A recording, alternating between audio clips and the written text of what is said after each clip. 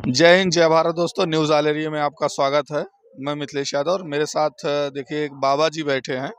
आज हम हैं सच्चा बाबा कहते हैं इनको। जो फोटो आप लोग देख रहे हैं ये सच्चा बाबा जी बोला जाता है इन महाराज को। तो थोड़ा सा सच्चा बाबा जी के बारे में बताइए आप महाराज जी। सच्चा बाबा जो है परम पूज्य संत त्रिकालदर्शी संत है और उनकी महिमा इस प्रयाग क्षेत्र में उस पार अरैल उनका मुख्य पीठ है। अरैल अरैल में उनकी मुख्य पीठ है और समस्त पूरे विश्व में उनका हर जगह एक एक पीठ उनकी निर्मित है, जिसके कारण जो है ये त्रिकालदर्शी संत हैं। स्वयं इन्होंने भगवान के प्रति रहकर और पूरे विश्व को उपदेश दिया है कि सच्चा जो सच्चा है वही धर्म है और कोई धर्म नहीं, सच्चा से बढ़ करके और भी बताया गया। बाबा जी का नाम सच्चा कब पड़ा? हाँ, सच्चा बाबा जी का नाम जब सच्चा यहाँ आए रैल प्रयाग में, तो इनका घर तो पहले पूर्व जन्म बिहार के तरफ था। बिहार ऐसा बताते हैं, बिहार। लेकिन ये महापुरुष थे। जहाँ इनका जन्म हुआ वहाँ गंगा जी वहाँ से बहुत दूर थी, बहुत दूर इनके निवास से। मचान पर रहते थे, बहुत बहुत गरीब परिवार, जैसे मानकर चलिए कि गरीब परिवार के थे। सब लोग मचान पर लेकर के उनको वहाँ रहते थे। लेकिन इनको छूने के लिए, जैसे भगवान कृष्ण को, ये कृष्णा अवतार ही है, ये इनका अवतार ही कृष्ण का हुआ है। तो गंगा जी वहाँ जा करके इनके मचान के पास इनको जो है स्पर्श किया और उसके बाद वहां से चले गए। कैसे मतलब गंगा जी बाढ़ आ गया था नदी में? बाढ़ गंगा नदी, नहीं, हाँ। ये स्वयं चल करके जैसे एक स्त्री स्वरूप में। हाँ नहीं, जल के रूप में ही जैसे ज्वार भाटा आता है, ऐसे बढ़ते बढ़ते लहर के रूप हाँ, में। लहर के रूप में बढ़ते बढ़ते इनके मचान तक वे पहुंच गई। और इनको जब स्पर्श किया तो स्पर्श करके ही जो है वह तृप्त हो गई, क्योंकि ये महापुरुष थे। भगवान सच्चा बाबा महापुरुष हैं और त्रिकालदर्शी हैं, इसलिए बाबा जी इनकी इनके महिमा। इनके त्रिकालदर्शी होने का क्या प्रमाण मिलता है? किस प्रकार की कहानियां इनसे जुड़ी हुई हैं? इनकी कहानियाँ तो भाई और महंत यहाँ के तो अच्छे ढंग से जानते, हम तो बहुत बाद में जुड़े। और हमारे एक पुत्र जो है यहाँ कम पढ़ लिख रहे थे, तो मैं इनको यहाँ विद्या शिक्षा दिलाने के लिए लाया सच्चा बाबा के नहीं, फिर भी आश्रम में। जैसे जिस आश्रम से लोग जुड़े होते हैं उस आश्रम के जो महत्वपूर्ण घटनाएं होती हैं गुरुओं से हाँ, जुड़ी हुई, वो बहुत प्रचलित होती वो हैं। 2 दिन 4 दिन पहले ही, 2 दिन 4 दिन पहले क्या होना है, कहाँ यज्ञ होनी है और इस जगत में कब क्या कहाँ घटना घटनी है, उसको 2-3 दिन पहले ही वह बता देते थे और भविष्यवाणी कर देते हैं। भविष्यवाणी कर देते थे। और 3-3 घंटे तक वह जैसे अपनी कोई ऐसी घटना जिसका भविष्यवाणी उन्होंने किया हो, एक आध घटना का जिक्र करिए। घटना में वह 3 घंटे बैठकर स्थूल पूरा शरीर में प्राणायाम के माध्यम से वह देव लोग जाया करते थे। और यहाँ एक यज्ञ होनी थी, लक्ष्य चंडी यज्ञ। उन्होंने कहा कि फला दिन 1 साल बाद जो है यहाँ लक्ष्य चंडी यज्ञ इसी तट पर होगी। और उनकी कृपा से वहाँ लक्ष्य चंडी यज्ञ उसी मुहूर्त में होना शुरू हो गया। ऐसे ऐसे उनके तमाम कार्य थे। एक बार की बात है कि वह अपने आश्रम पर बैठे थे और भंडारा हो चुका था। इतने में उनके आत्मा से देखा उन्होंने दिव्य दृष्टि से कि अश्वत्थामा जो है, अश्वत्थामा जो है वो अभी है। मतलब कि जैसे अश्वत्थामा बलिर व्यासो हनुमनास्य विभीषणा कृपा परशुरामस्य सप्तैते चिरजीविना, ये 7 जो हैं आज भी हमारे यहाँ मौजूद हैं, तो अदृश्य रूप में है। तो कहा कि ओ हो, वो तो गंगा स्नान करके यहाँ आश्रम पर आ रहे हैं और उनको भूख बहुत लगी है। अश्वत्थामा जी को। अश्वत्थामा जी को भूख बहुत लगी है और भंडारा तो पूछा भंडारी से। सियाराम जी भंडारी थे उस समय, और सियाराम भंडारी से पूछा कि क्यों भंडारे में कुछ है? कहा महाराज जी अब तो सब प्रसाद पावन कर चुके। तो कहा एक काम करो, बड़ा वाले खखरे में एक खखरा खिचड़ी डाल दो, ये जल्दी हो जाएगा। तो तुरंत सियाराम जी जो है और कहन कि देखिए अश्वत्थामा आ रहे हैं और उनका स्वरूप इस समय मनुष्य का ही है, धारण किए हैं, काले स्वरूप में हैं। और आ जाएंगे तो आप ये मत जानना कि ये वो नहीं है, ये वही हैं। और मैं देख रहा हूँ बहुत लंबा पुरुष हैं, बहुत लंबे और काले स्वरूप में हैं, और उनको भूख बहुत लगी है। आधे घंटे में वो आ ही जाएंगे, उस पार हैं, गंगा जी के संगम में स्नान कर रहे हैं।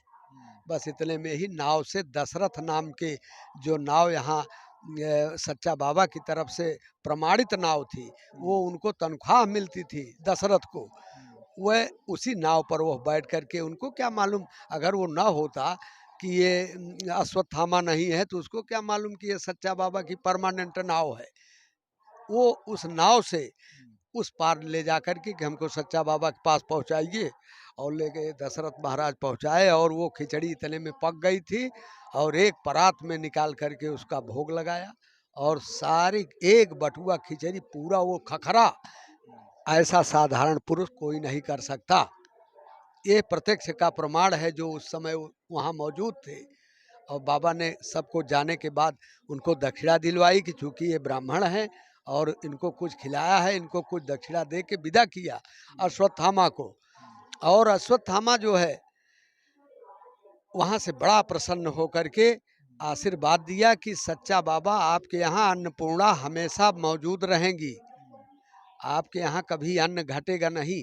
तब से आज तक सच्चा बाबा के यहाँ ये अन्न का भंडारा हमेशा, वहाँ बड़े आश्रम पर भी और यहाँ भी माघ मेले में भी हमेशा निरंतर चलता रहता है।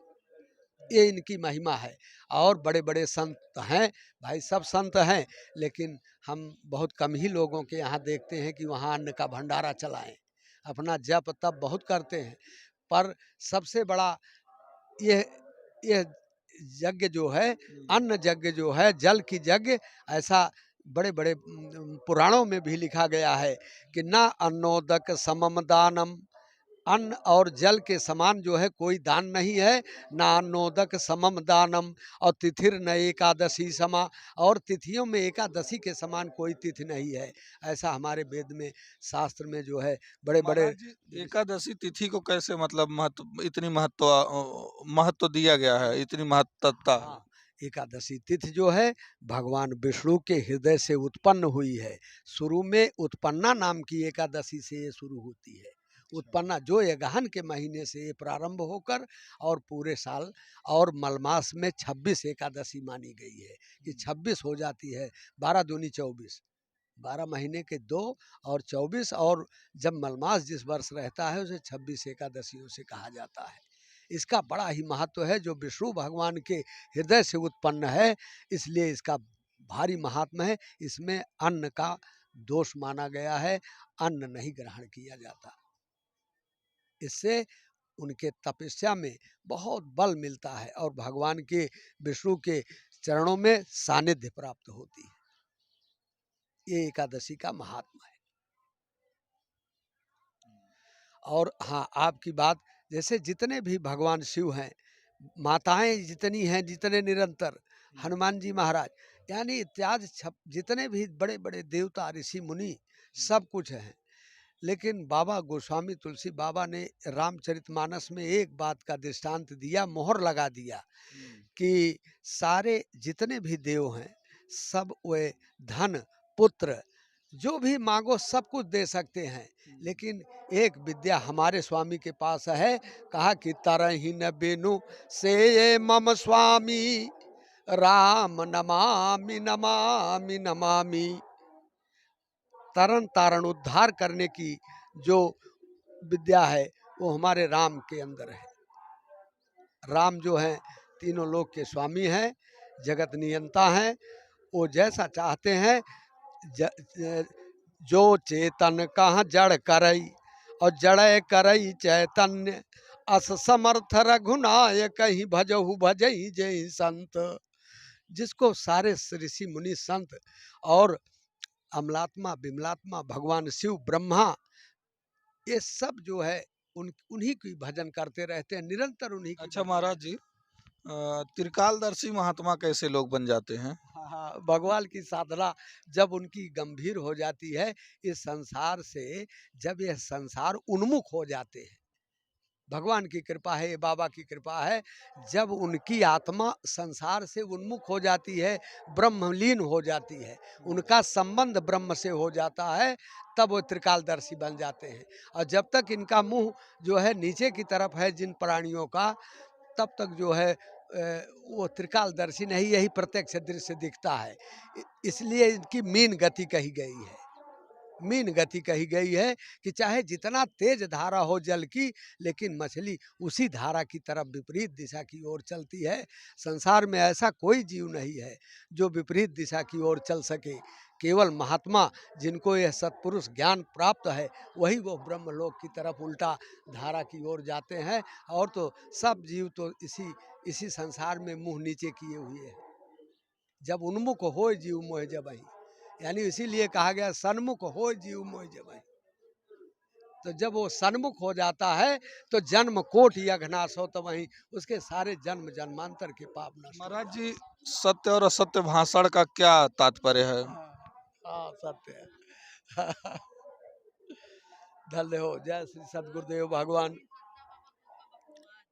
अरे बाबा के कृपा है, बिल्के लही तो सर कहा सत्य यही है, सत्य न दूसर, यानी धर्म न दूसर सत्य समाना। सर्वोपर धर्म सत्य ही, यही परमेश्वर है और परमेश्वर ही सत्य है। बस, यानी सत्य और नहीं, मेरे कहने का ये तात्पर्य है कि लोग सत्य भी बोलते हैं और झूठ भी बोलते हैं, असत्य भी बोलते हैं। हाँ हाँ, तो दोनों में भेद क्या है अरे बड़ा और भेद है। दोनों का अर्थ क्या है और दोनों को कहने और करने से लाभ और हानि क्या होते हैं? कहा कि सबसे बड़ा पाप असत्य भाषण में ही है। नहीं असत्य सम पातक पुंजा। ऐसा पातक, जितना जो पातक उसका नाम है जो भारी अपराध करे, वो शब्द पातक के अंतर्गत आता है। इसलिए जो पातक है वे असत्य है। असत्य भाषण का जो परिणाम होता है वो परमात्मा से बहुत भिन्न है। उसका मुंह एकदम नीचे है, वो नरकस से द्वार, वो नरक में पहुंचा देता है। और जो सत्य है वो परमात्मा की तरफ शाश्वत जागृत स्वरूप में, कि हम जान रहे हैं, जागृत स्वरूप में वो परम ब्रह्म में लीन हो जाता है। ऐसा सत्य का भाषण है जो बड़े बड़े महात्माओं ऋषियों के द्वारा हमने सुना है। हाँ, ऐसे बड़े बड़े महात्मा इस प्रयागराज की भूमि में आकर के हमने उनका सत्संग, त्रिदंड देव स्वामी जैसे महापुरुष 2013 में उनका हमने सत्संग सुना था। और उनके सत्संग में बड़ा आनंद मिला। और उन्होंने कहा कि असत्य जो है वो नीचे पहुंचा देता है, और सत्य जो है वो ब्रह्मलीन, ब्रह्मा में संबंध करा देता है कि मैं ब्रह्म हूँ, तुम जीव हो, लेकिन आज से हम दोनों एक ही हैं, दो नहीं हैं। अरे तुम अंश हो, अंशी हो, मैं अंश हूँ, बस अंतर इतना है, और वही है ईश्वर अंश जीव अविनाशी, और कोई फर्क नहीं। सत्य ही परम धर्म है और सेवा भी परम धर्म है। भरत जी ने सेवा को धर्म बताया, कहा सिर भल जाऊं उचित या मोरा। यानी कि धर्म कुछ नहीं है, हैं? सब अपने अपने हिसाब से धर्म की व्याख्या करते हैं। हाँ हाँ, धर्म बहुत कुछ है, धर्म ही सत्य है। हमने एक व्याख्या किया कि जो धर्म है यही एक आधार है, इसी आधार को लेकर चाहे जो भी वर्णन किया जाए। और जब किसी की मृत्यु हो जाती है, लोग कांधे पे अर्थी रख लेते हैं, तब तो कहते हैं राम नाम सत्य है। हाँ, वही लास्ट में यही काम अगर वो पहले कर देते कि भैया आप मरने के बाद इस पार्थिव को, पार्थिव शरीर को क्यों अब राम राम सुनवा रहे हो और लोगों को अब बता रहे हो, उसको तो नहीं, वो तो गया, उसके पल्ले अब कुछ नहीं मिलेगा, लोगों को बताते लेकिन चलते। क्या और लोग समझते हैं? अरे समझ लो, उसी क्षण तक, अगर आप किसी जिंदा शमशान तक। जिंदा व्यक्ति के सामने बोल दीजिए कि राम नाम सत्य है, तो कहेगा हमको तुम मरने के लिए बोल रहे हो। हाँ हाँ, ऐसा नहीं, वह शमशान तक है। शमशान में चूंकि भगवान की माया नहीं प्रवेश करती, ऐसा भगवान की कृपा है। भगवान शिव इसीलिए उनकी भस्म को लगाए रहते हैं, शिव भस्म भूत मसान की। भगवान अर्धंग निवासी भगवान भोलेनाथ हैं, इनसे बड़ा तपस्वी कोई नहीं हुआ है। इसलिए भगवान पुण्य सोई राम राम दिन राति, वह माया वहाँ नजदीक नहीं जाती। इसलिए भगवान शिव शमशान की भूमि को उन्होंने भजन के लिए प्रमुख चुना है। और जब वहाँ से चले भी जाते हैं कैलाश, तो कहते हैं भैया यहाँ की राख को ले चलो, हम वहाँ भी लगा लेंगे। जब ये राख लगी रहेगी शमशान की, तो वहाँ माया जाएगी नहीं, और सीधे भगवान का जो है दर्शन होगा और उनकी भजन होगी। अभी एक हमारे मित्र हैं, वो चर्चा कर रहे थे हमसे कि हम लोग गए थे शमशान घाट, तो वहाँ का डोम कह रहा था कि कल तो 20 लोग मरे थे, आज केवल अभी तक 6 लोग मरे हैं, और आज तो बड़ा नुकसान हो गया। तो चढ़ावा आता है ना, एक व्यक्ति के मरने पे कुछ तो मिलता है, 1000-2000 जो भाई जिसकी हैसियत रहती है। तो डोम को तो ऑलरेडी शमशान की राख लगी है हाथ में पैर में, तो फिर उसकी माया क्यों नहीं समाप्त हो रही है? वाह भाई, बड़े उच्च गंभीर आप बहुत मर्मज्ञ यहाँ हो, बहुत मर्मज्ञ यहाँ। सीताराम, जय हो, जय सच्चे परमात्मा ने। आप ये समझ लीजिए, वो डोम जो है, चूंकि उसने वहाँ एक नौकरी जैसे कहते हैं पेशा, वो पेशेवर है, उससे तात्पर्य अलग हो चुका है वहाँ की। वो माया को और भगवान को वो कहता है कि अगर मेरी माया यहाँ से चली जाएगी तो मेरा पैसा चला जाएगा। इसलिए वो उस उद्देश्य से वहाँ है ही नहीं, बस उसका केवल भाव बदल गया है वहाँ। और वो मन में कहता भी है कि माया हमको भी नहीं है, लेकिन क्या करें हम, परवश हैं लोभ के कि भाई हम या अपने परिवार का या जिस मालिक की नौकरी कर रहे हैं उसके अधीन है। इसलिए एक दिन के लिए बाबा हरिश्चंद्र भी जो पूरे डोम बने थे। हाँ ब्रह्म, वो भी डोम बने थे। वो वहाँ भी जा कर के उन्होंने देखा, लेकिन वह परबस थे उस समय, और परबस होने के नाते कल्लू डोम के माध्यम से वह बिके थे, और उनको जा करके अच्छा महाराज जी, उनको ड्यूटी दिया। अभी जब हम आपसे प्रश्न पूछा आपसे, तो आपने कहा कुछ, आपने टीका टिप्पणी किया मेरे ऊपर, हाँ हाँ उसके बाद आप शांत हुए, हाँ उसके बाद आपने अंटीना घुमाया, टावर पकड़ा, तो सब बातें आने हाँ लगी। हाँ। तो ये अंटीना टावर किसका था? ये अंटीना टावर बाबा का, हमारे सच्चा बाबा का है, और सदगुरुदेव है, माई चंडिका मैया है हमारे, और हनुमान जी महाराज। और उन्होंने बताया कि भाई ये बहुत टेक्निकल, बहुत दिनों से इनकी टेक्निकल जो चल रहा है इसमें मर्मज्ञ है, और माँ की कृपा हुई। तो अगर हम देखिए, हम कभी भी स्टेज पर आज तक नहीं बोले, इसके सामने आज पहली बार आप पहली बार हम बोले हैं। अपना भजन भाव हम करते रहते हैं, लोगों को 10 को बैठा के घर गांव में अपना सत्संग करते हैं। अच्छा प्रवचन बाबा जी, करते हैं। भजन क्यों किया जाता है और भजन करना क्यों जरूरी है? हाँ, भजन जो है, ईश्वर ईश्वर अंश जीव अविनाशी, यह ईश्वर का अंश है। जब उस नाम परमात्मा के नाम को, क्या और ईश्वर का अंश है, आपने क्या बताया? हाँ, ईश्वर अंश जीव अविनाशी, ये जीव जो है ये साक्षात परमात्मा का अंश है। और जब उसकी भजन दोनों होने लगती है तो उस समय एकाकार हो जाता है। जाइए आप लोग, जाइए, हमारे लोगों का सत्संग चल रहा है। हर हर महादेव।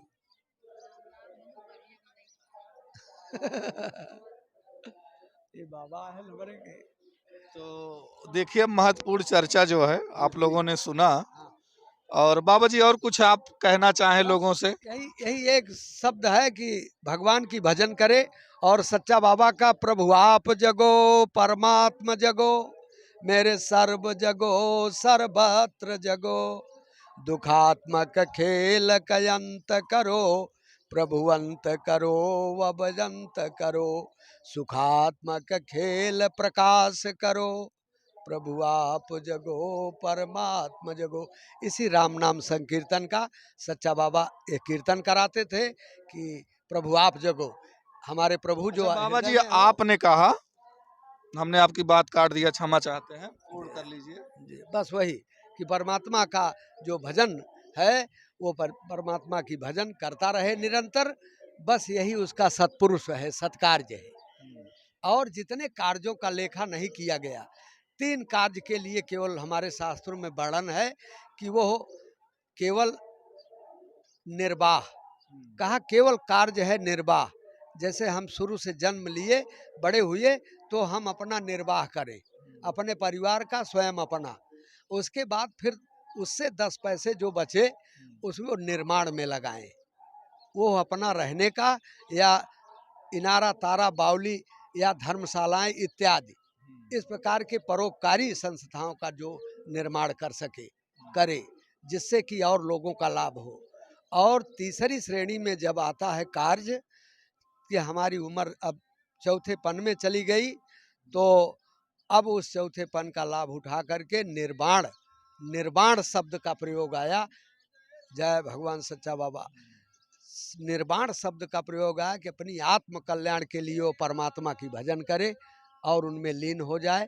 बड़े बड़े तीर्थ और सब में जो है वो वहाँ पर अपना रमण करें, जैसे केदारनाथ, बद्रीनाथ, बाबा जगन्नाथ स्वामी जी, रामेश्वरम इत्यादि तीर्थों का दर्शन करें, अपने इस जीव का कल्याण करें। ये निर्वाण है। यही 3 काम की गणना है। और शेष जितने काम आए उन कामों का लेखा जोखा की सृष्टि में कभी नहीं आया कि हम अच्छा बाबा कितना जी। खाए, हाँ हाँ कि मैं कितना खाया। हाँ, आपने कितना किसको खिलाया इसका लेखा आया, लेकिन हम कितना खाए इसका कोई लेखा नहीं। यानी परहित सरिस धर्म नहीं भाई। जो दूसरे का परोपकार करता है वही वही धर्म है, यही धर्म है। स्वतः तो सब अपना पालन करते हैं, पशु पक्षी भी अपना स्वतः पालन कर ले, लेकिन मनुष्य श्रेणी में आकर अगर वो दूसरे का सेवारत न हुआ तो समझ लीजिए कि वो मनुष्य नहीं है। ऐसाम विद्या तपो न दानम। बाबा जी, वीडियो लंबा हो रहा है, मैं दूसरा वीडियो चालू कर आप रहा मत हूँ। हमारे लिए मत करिए, हमारा सीताराम, जो हर है हर दूसरा महादेव।